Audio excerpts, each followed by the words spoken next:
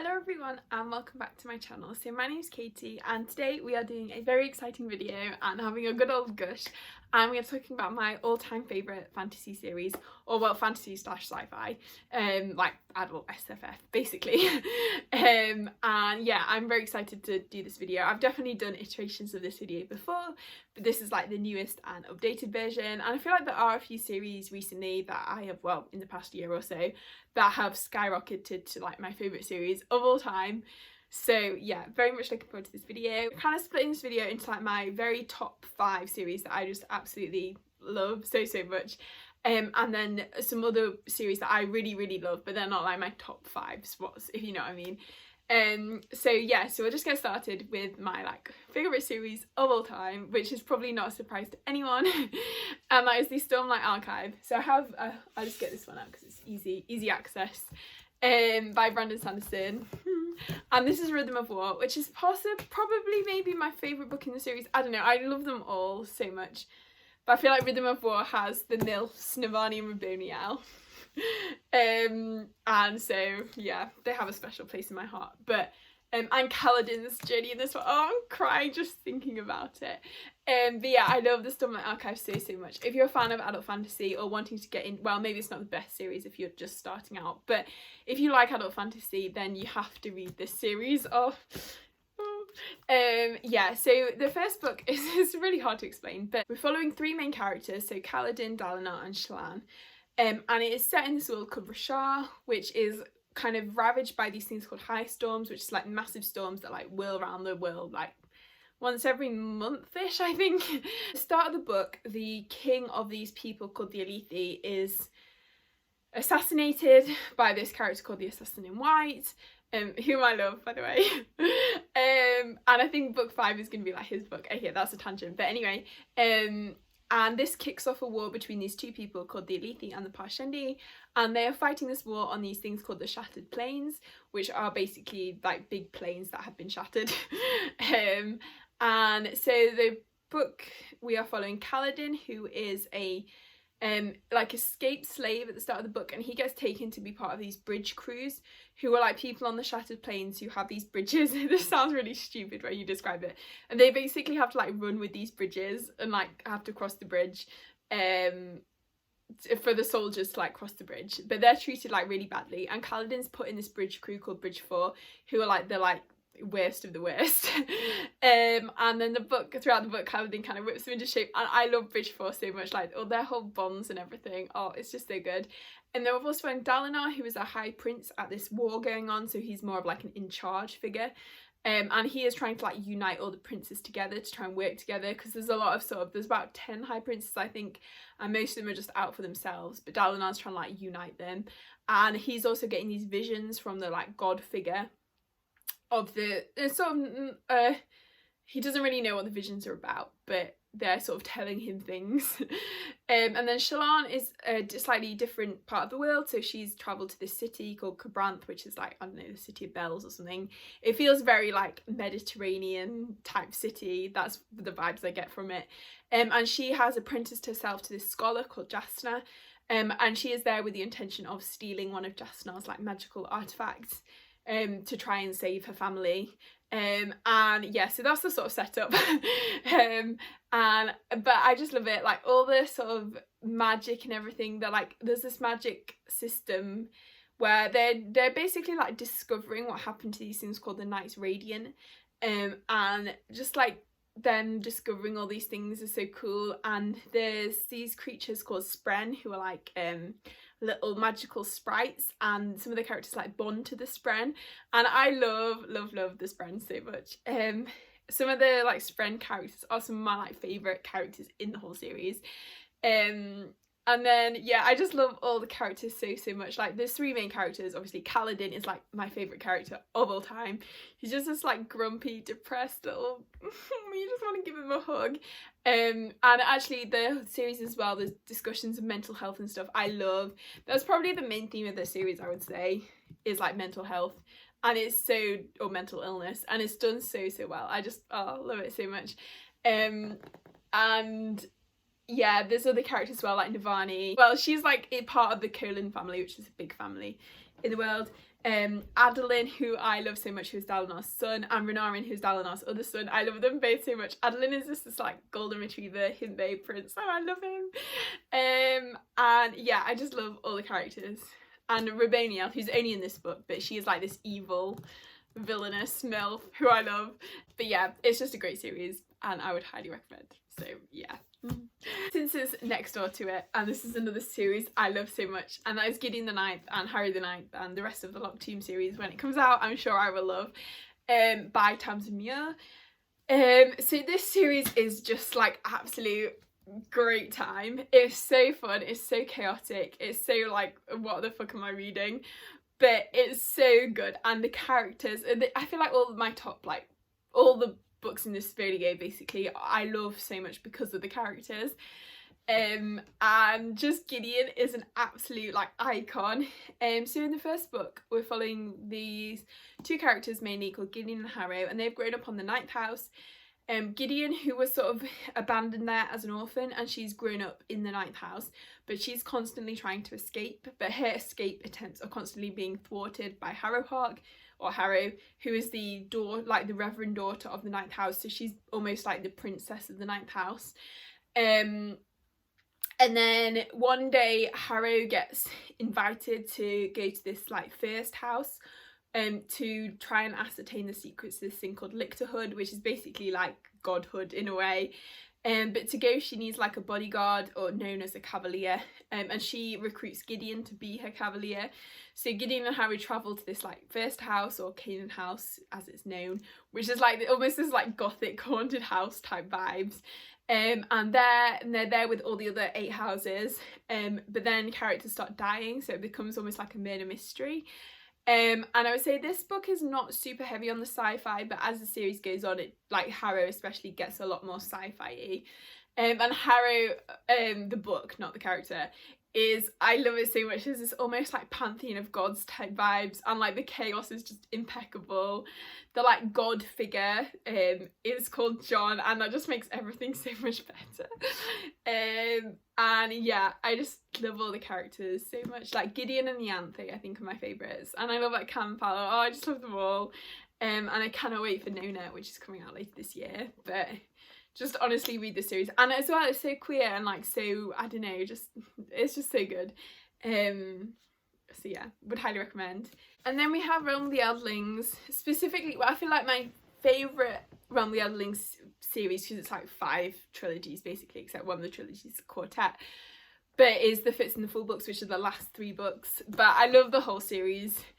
Even this one, which this Assassin's Apprentice, which is the first book, is probably my least favourite in the entire series, but I still love it because I love Fitz so much. So we're basically following, well, most 3/5 of the series we're following Fitz as the main character, who is this like bastard of the royal line in the world called the Farseers, and at the start of the book he gets taken back into the like court, where he is raised essentially as like a bastard prince, but he also works as, is being trained as an assassin to like carry out the royal family's dirty work. And it's a very like political series, and also just following like the life of Fitz and all of his sort of hardships and dramas and things. And I just love the Fitz so much. It's such a great like character study of him. And some of the other characters. So in the world there's these 2 types of magic, one called the skill, which is what the royals of the Farseer has. So Fitz has this power and he's like training in it, where basically they can like communicate mind to mind essentially. And then also the wit, which is like seen as a very like bad, or you know, like power, and people are persecuted for it, but it's basically you can like bond and talk to animals. Fitz also has this magic. And that is probably one of my favourite parts of the series, is like the bonds that characters have with the animals. And Fitz has this wolf called Night Eyes, who I love so much. And there's a few other animals and bonds and things in the series that I also love. And this character called Motley in the final trilogy, who's like a raven or crow or whatever. who I love as well, and the animals just have their own little like personalities, and it's just so good. And then there's this other character who probably I love more than Fitz maybe, and that is the fool slash beloved slash however many other identities he has so many. And I love him so much. Oh, the fool is just probably the greatest character ever created, just like the complexity and the I just love it. And Fitz and the Fool have this like really deep like platonic soulmate bond that is borderline romantic, and it's just so good. It's like probably one of my favourite relationships in fiction. I just every few days I have a massive Fitz and the Fool brain rot session, and like some of the quotes I'm gonna be on Tumblr by the end of this video like, looking at quotes of them, and just Robin Hobb has so many good like quotes, just like almost like philosophical quotes on life. Like there's one which is like the past is only so far as the last breath you took or something, and like who was I stripped of all others, and there's just so many good quotes. Yeah, and then there's so many other characters that I love in the series as well. Like there's a queen character called Katrican who is amazing. Later in the series is a character called Bee who is so good. And then also, so not following Fitz, we also have the Live Ships and the Rainwilds books, and I love them as well. Especially the Rainwilds, which is like kind of different from all the other books in Realm of the Elderlings, but it's just this like drama-filled, horny mess. And it's so good. And I love the dragons. So the dragons are more in, I would say, the Live Ships and Rainwilds books. But they're so good. There are dragons in these books as well. But it's just all so good. I just read Realm of the Elderlings. It's so good. Age of Madness books by Jo Abercrombie. This is another series where I'm just completely obsessed with the characters. Like the 4 main characters are just 4 of my favourite characters like ever. I love them so much. Jo Abercrombie's really good at character work. And I feel like the first Law trilogy I was kind of net on because the plot is like non-existent, and also I feel like I wasn't that attached to any of the characters. They're all very dude bro characters in that series, with the exception of maybe Glocter, who I do love, and I love him in this series as well. But I just love the characters in this series so much more, and like the plot is really good. So the 4 characters that we mainly follow are Savine, who is like this very sort of savvy businesswoman, and she is very sort of like out for herself, a total girl boss. She's so good. And then we have Ricky, who is from the north. So I don't really want to explain the whole of the First Law world, but basically there's this main like kingdom country, and then there's like the north. So Ricky's from the north, and they're a bit more like sort of feral in the north. And Ricky is just an absolute, I love her so much. She's very much the sort of like almost manic pixie dream girl vibes, but not like that. She's like sort of like a not like other girls character, but done really well. Like she doesn't feel yeah, I don't know how to describe it, but I love her. And then we have Orso, who's the prince, and he is just this like I just love him. He's like, you know, one of those characters who's sort of slightly incompetent and just not very good at being a prince, but has an absolute heart of gold, and is just honestly too good for the First Law world. And he's just so like sarcastic in all his comments, and I just love him. He's so great. And then we have Leo, who is an absolute disaster of a character, but I also love him, and he is just this like himbo, and he's like really repressed gay, and you just want to slap him over the head with a rainbow. But Leo. Anyway, so yeah. And then there's also some other characters as well. I also love Vic, who is this like spy type, I don't know, anyway. And so the first, I don't know how to describe what happens. Basically the world is changing, and it's like a sort of an industrial revolution type time, and there's sort of a rise of almost like populism. These characters who are basically like rising up against the sort of old like structures, like, and because it's like a revolutionary time, like workers and things in factories are being treated very badly, so they're sort of waking up to these conditions, and like trying to rise up against the like people in power. But it also, I think, deals with some of the like the way that those people get sort of manipulated by the people in power, even during a sort of revolution. It's just very interesting on the themes as well, and I just would highly recommend the series. So yeah, and Joe Abercrombie's writing is amazing. Like it's sort of, it feels dark and like gritty, but also is humorous and just so well crafted. Like the characters are all great, the dialogue is great, and it's just so good. So yeah, would highly recommend. Okay, and then the last sort of series on my top 5 is the Dandelion Dynasty. So I'll just get this one up because it's easy access, and I'm actually reading this one at the moment, so it's empty. But this is another like big sprawling epic fantasy, and the first book is The Grace of Kings. And so I would say the first book is more of like almost like a standalone kind of, and then the whole series really expands in book 2, which is The Wall of Storms. So I feel like if you read The Grace of Kings and didn't absolutely love it, I would still read Wall of Storms, because it is like so good. And this book is more of almost like an omnipotent I don't think that's the right word, omniscient type narration style, which I really like. It's also kind of, I feel like, quite strongly based in Chinese history, which is very interesting. I feel like as the series goes on though, it's slightly less historically accurate, but the first book definitely is pretty historical. So in the first book we're following these two characters called Cuny and Mata, and Cuny is like this village layabout basically who decides that he's gonna try and get like an army together eventually and overthrow this like cruel empire. And then we've also got Mata, who is also been badly done to by this empire.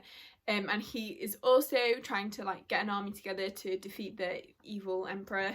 And then Cuny and Mata basically end up sort of meeting up and having an alliance, but then the alliance sort of falls apart a bit, and then that's a very loose synopsis of the first book. But I love Cuny as a character so much. He's so like cheeky and charming, and I don't know, he just made the first book for me. But then what makes the entire series for me is the female characters, because they are chef's kiss. They are some of the best, like my favourite female characters in fiction. So we have Gia, who's Cuny's wife, and Gia is an absolute like evil MILF. She's so good. I love her so much, and she, throughout the series, she gets progressively more and more unhinged, and it's just so good. And then we have Thera, who is Cuny and Gia's daughter, who is I would say fairly main in Wall of Storms, and then probably the main character in the next 2 books. And she is just probably one of my favourite characters ever. And she's really hard to describe, but she's so good. She's very like determined and strong, but also kind of sweet and gentle, and she's just like the perfect character. I don't know, I love her so much. And Zomi, who's like a scholar character, and I love her as well. I love like scholarly characters, and she's just so good. And then Farah, who is also Thera's sister and Cuny and Gia's daughter. Oh no, I don't think she's actually Gia's child, but she's Cuny's child anyway. And Farah is just the sweetest little cinnamon roll ever. I love her so much, especially in book 3, The Veiled Throne. And she has like a bit of a like a Lion King 2 type romance vibes going on, and it's so good. I love. And then I swear there's another. I think it's mainly those 4 who I'm like completely obsessed with, but there's so many other good characters. And there's just so many amazing themes in the series, and so many like philosophical musings. I really love Kenley's writing. It's quite descriptive, but also like not too like over the top and flowery. And just everything is just so good, and I just love it. Like, you get so invested, and the way that I really like the way battle scenes are sort of narrated, because often in fantasy books I feel like the battles I'm not that fussed on, like just 2 people sword fighting or whatever. No, that's a bit reductive, but like I'm never that invested in the battle scenes. But I feel like in this series, sort of a bit similar to the Poppy War, I feel like there's a real focus on like the strategy And like, so not so much focus on the actual like fighting that's going on, but like this sort of planning and thought that goes into it, which I find so much more interesting. And just the way, I don't know, I just really like it, and like the cunning involved and stuff. It's so good. So yeah, I would highly recommend this series. I was trying to keep this video under like half an hour, and it's already 20 minutes. And I've only talked about 5 books, so we'll go a bit quicker for some of my other favourite series that are not like my absolute favourites. So also the rest of Brandon Sanderson's Cosmere is another absolute favourite of mine. So we have all the Mistborn books. Where are they? Here. And I love the Mistborn series. I really need to reread it because it's been so long since I read Mistborn. And yeah, I just love that. That series, we're following Vin, who's like this street orphan, and she basically discovers she's a Mistborn, which means she can ingest metals and get powers from them. So in the world, there's like the Mistborn who can ingest all the metals and get all the powers, which is what Vin is. They're quite rare. But most people are like called Mistings, where they can ingest like one type of metal and get one type of power from it. And so then Vin is taken under the wing of Kelsier, who is another Mistborn, but he's like a... how to describe it, like a rascal? No, he is like part of a criminal crew, and they are trying to overthrow the Lord Ruler, who is this like evil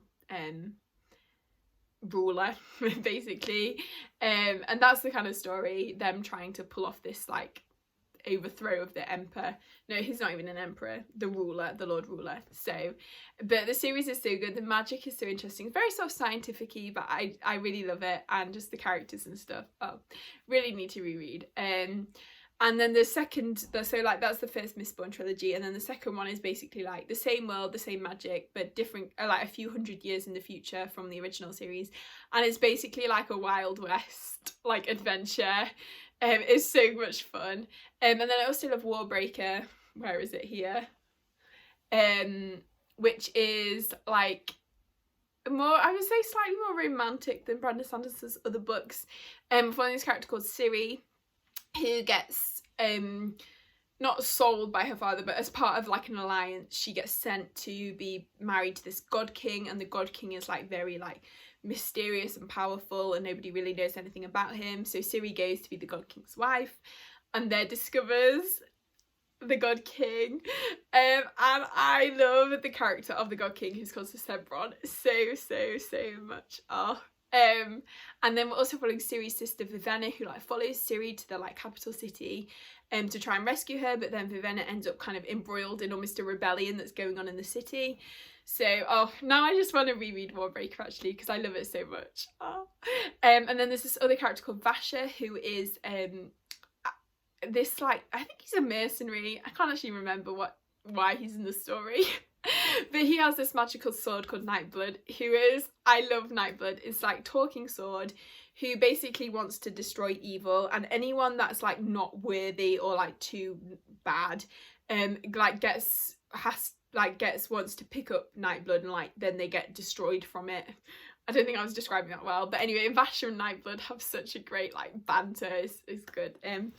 So yeah, I just love all the characters and the whole world. That series is so cool because like the magic is all based on colour, and it's just really cool. So yeah, I feel like I'm gonna have to reread Warbreaker because I've just sold myself on it. And we have the queen that is Becky Chambers. So I have them behind me here. So I love the whole Wayfarers series. So the first one is The Long Way to a Small Angry Planet, which is just such like cozy sci-fi, and it's just so good. Like if you just need a little break from the world and belief in the goodness of people and stuff, then read that series. I also love Psalm for the Wild Bill and Prayer for the Crown Shy, which is her sort of other series. I'll get them down. I'll stop being lazy. And this is another series this is really like the ultimate series when you just need a bit of comfort and like a break from the world, and just a bit of like philosophical musings on like life and where you're going in life and how it's okay to like take a break. And it's just so good. Her books just feel like a cup of tea on like a cold autumn day. They're just so good. So yeah, I just love them. And then we have, I feel like I'm just like doing a tour of my bookshelves here. And then we have the Greenbane Saga by Fonda Lee. I feel actually the Greenbane Saga maybe is like, it's not one of, my top 5, but it's probably my like top 6. So we have Jade City, Jade War and Jade Legacy, and these are all so good. It's like set, I would say, maybe in this like fantasy world that almost reminiscent of about the 1980s type vibes, in this city called Kikon or Kcon, and there this jade is like this hot commodity, and there's gangs that like control jade. So we're mainly following the No Peak clan, who are one of these 2 like main gangs that control, or clans that control, the jade trade, and we're following the sort of No Peak clan as they navigate life basically, and the characters. So we have Lan, who's like the pillar, who's like the top dog, and then Hilo, who is his brother, and Shay, who is his sister, and them just sort of like navigating the like city. It's like very like I would say, I used to describe this series like before it got really popular, it's almost Peaky Blinders-esque. That's what it feels like in a way. And yeah, and all the characters are so great. I love Shay as a character, she's really great. And Wen, who's not so much in the first book, but in the second 2, who's Hilo's wife, she is an amazing character. I love her so much. Later in the series as well, Hilo and Wen's children, I love them all so much. They're mainly Jade Legacy. And yeah, like all the characters are so great. Just like there's so many moments in the series actually where I was just like jaw dropped in shock. I feel like a lot of times books don't like shock me, and they're not, I wouldn't exactly describe what happens in the series as plot twists, but just like the moments of the plot where you're just like, oh my god, I can't believe that just happened.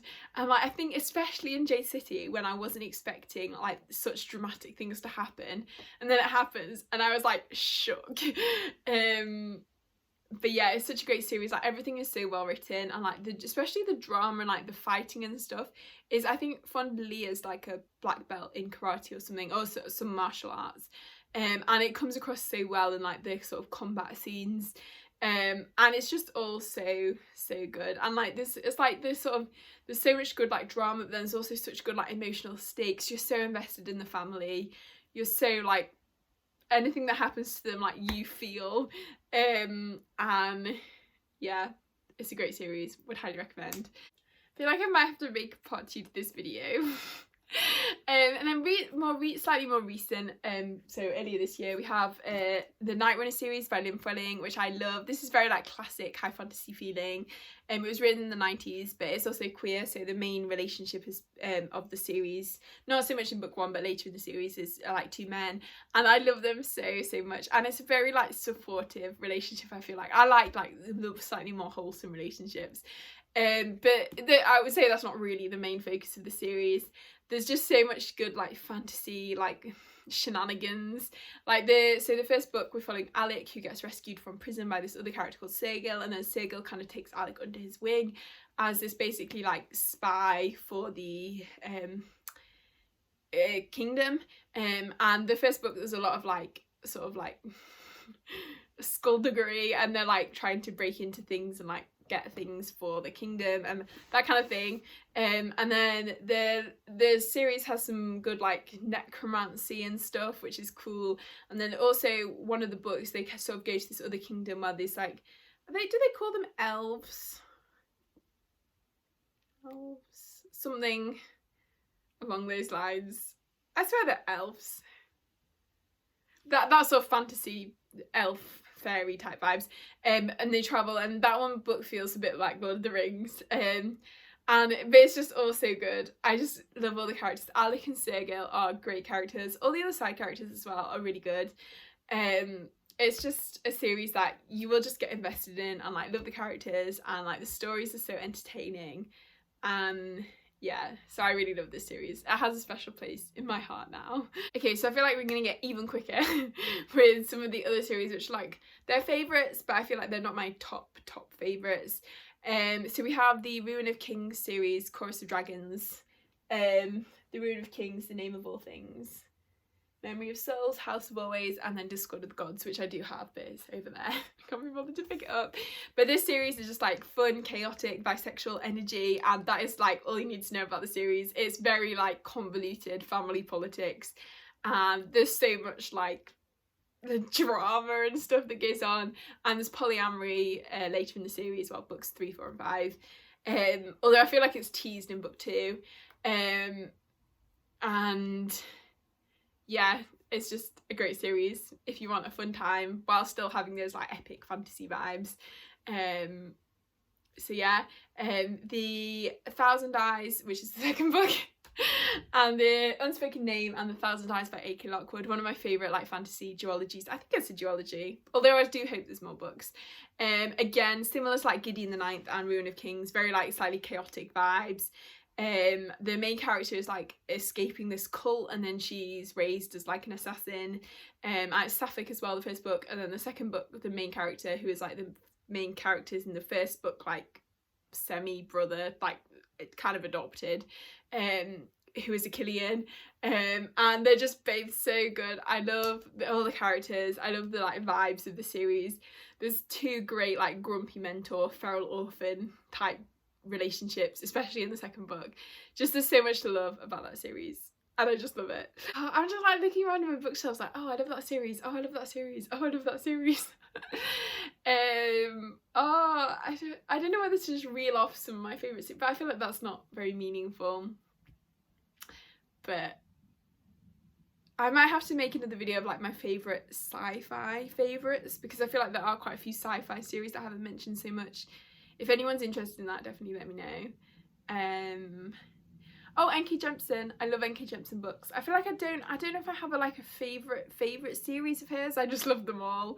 I love this. Maybe The City We Became is definitely a high favourite, and also the Killing Moon and the Shadowed Sun. Actually, this duology is probably my favourite of hers. I don't know if you can even see it. It's just peeking off the edge of my bookshelf there. But that series as well. Now I'm just stroking them. I love so much. There's just so many good books out there. Well, okay, so I'm gonna leave it there for now, because I've talked about like my top favourites. So I'm sure there will be a series that'll like come to me and I'll be like, oh, why didn't I mention that? I am someone who like tends to love books, so yeah. Oh, daevabad. Oh, I can't believe I forgot that. So the daevabad series by S.A. Chakraborty is probably one of my top favourites, like up there with like Green Moon Saga and the other books. Yeah, I just love it. Nari, the main character, I love so much. I see so much of myself in her. She's like a healer character. I love the whole world. It's like kind of Jinn and Middle Eastern mythology, and the setting, like the world of daevabad, is just so good. I love all the politics. I love all the characters. Just the villain of the series is a villainous MILF with a tragic backstory, which is like my weakness. I love her so much.